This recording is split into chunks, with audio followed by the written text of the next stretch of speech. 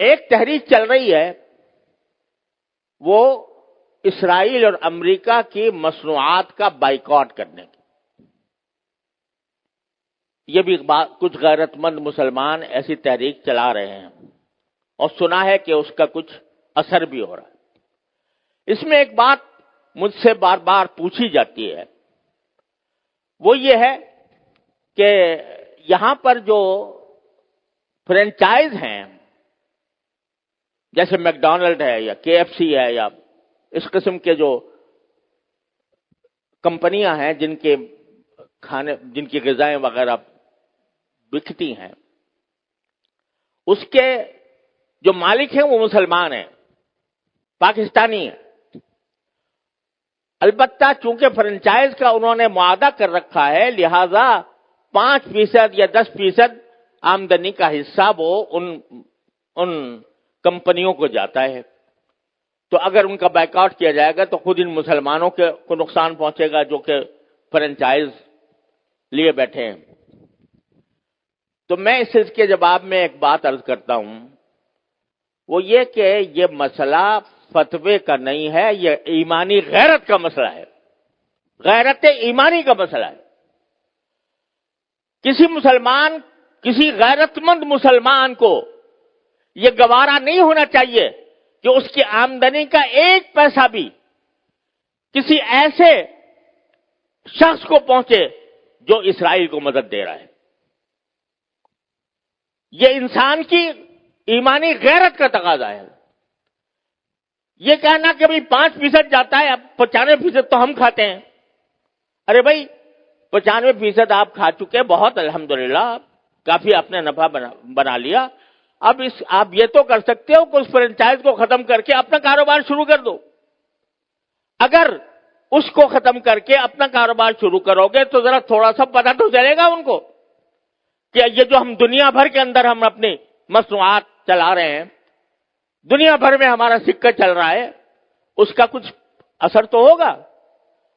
یہ کہنا کہ 5% جا رہا ہے ان کو اور ہم نے 5% جا کے کیا اس میں کیا فرق پڑے گا.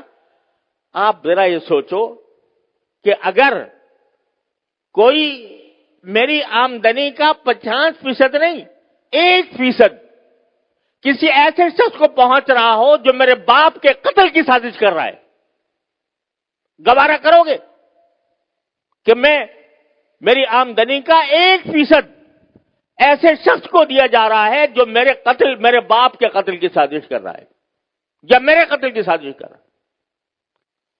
تو اب یہاں اس کو 1% اور 2% اور 5% سے ناپو گے. لوگ فتوے کی بات کرتے ہیں، یہ فتوے کا مسئلہ نہیں ہے، یہ ایک غیرت ایمانی کا مسئلہ ہے. اور اس غیرت ایمانی کے تحت یہ میں سمجھتا ہوں کہ کسی غیرت مند مسلمان کو اس کا اقدام نہیں کرنا چاہیے. لہذا یہ بھی اس کوشش کا ایک حصہ ہے. اور اس وقت یوں سمجھو کہ میں تو یہ سمجھتا ہوں کہ ایک لحاظ سے پوری امت مسلمہ حالت جنگ میں ہے، پوری امت مسلمہ حالت جنگ میں ہے، کیونکہ یہ حملہ صرف فلسطینیوں پر نہیں ہو رہا، معال کار اس کا اثر پورے عالم اسلام پر پڑنے والا ہے. لہذا حالت جنگ میں ہے. جب اس حالت جنگ میں ہے تو جو لوگ کہ عالم اسلام کے خلاف یہ سازش کر رہے ہیں ان کو کسی طرح بھی نفع پہنچانا، چاہے وہ 1 پیسے کا ہو، یہ ایک مسلمان کی غیرت کو اسے گوارا نہیں کرنا چاہیے. لہذا میں اس بات کی حمایت کرتا ہوں کہ ایسی چیزوں کا بائیکاٹ کیا جائے جس کا فائدہ ان طاقتوں کو پہنچ رہا ہے. تو اپنی سی کوشش کرو، اللہ تعالیٰ سے دعا جاری رکھو، کوئی وقت خالی نہ جائے جس میں اللہ تعالیٰ سے نہ مانگا جا رہا ہو، اور پھر اللہ کے فیصلے پر راضی رہو. پھر جو اللہ کا فیصلہ ہے وہی برحق ہے، وہ ہماری خواہش کے مطابق ہو تو برحق ہے، ہماری خواہش کے خلاف ہو تو برحق ہے. تو بس یہ ہے پریشانی کا علاج. اللہ تبارک و تعالیٰ اپنے فضل و کرم سے ہم سب کو اس پر عمل کی توفیق عطا فرمائے. وآخر دعوانا الحمدللہ رب العالمین.